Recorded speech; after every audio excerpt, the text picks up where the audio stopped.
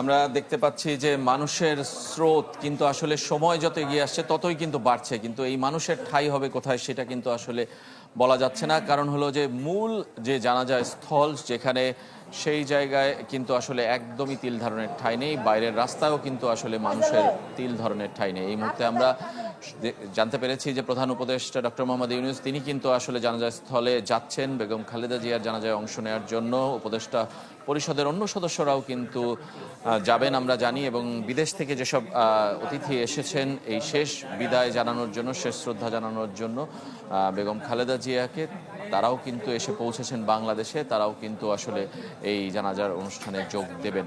আমরা দেখতে পাচ্ছি যে আসলে এত বড় জমায়েত, এত বড় জনস্রোত, এত মানুষের জায়গা কিন্তু আসলে একসাথে আমরা কখনোই দেখিনি সাম্প্রতিক সময়ে।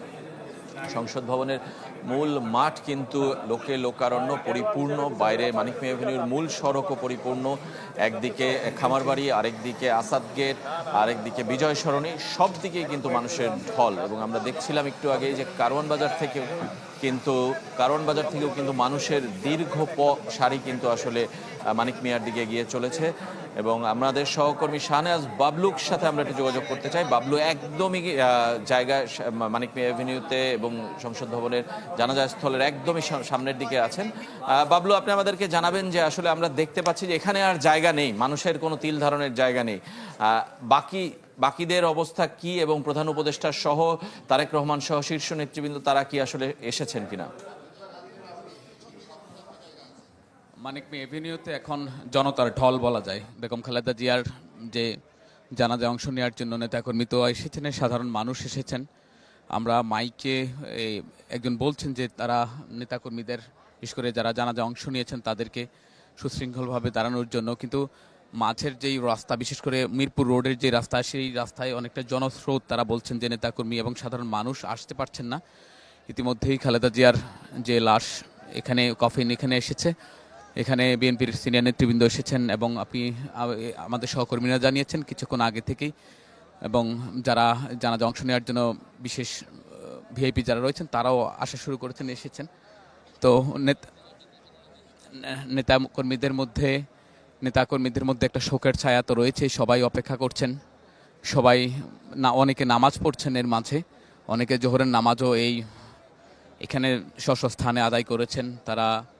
তাদের মধ্যে শোকের ছায়া তো আছে। তারা বলছেন দীর্ঘদিন পর দলের ভারপ্রাপ্ত চেয়ারম্যান আসার পরে তাদের মধ্যে যে একটা উৎসাহ উদ্দীপনা ছিল সেটি অনেকটা ফিকে হয়ে গেছে তাদের মধ্যে। তারা এই বেগম খালেদা জিয়ার মৃত্যুর মধ্য দিয়ে মাইকে বারবার বলা হচ্ছে যে সবাইকে সুশৃঙ্খলভাবে দাঁড়ানোর জন্য, কিন্তু নেতাকর্মীদের এবং জানাজায় অংশ নেওয়া যারা এসেছেন তাদের এতটাই ভিড় যে আসলে এটা অনেকটা এই জায়গায় সংকুলন হচ্ছে না। মানিক মিয়া এভিনিউর পুরো রাস্তা এবং বিশেষ করে আপনার সংসদ ভবনের পাশের যে মাঠ রয়েছে, সংসদ ভবনের দক্ষিণ প্লাজার যেটি রয়েছে, সেটিও জানাজায় অংশ নেওয়া যারা এসেছেন তাদের ঢল কানায় কানায় পরিপূর্ণ হয়ে গেছে।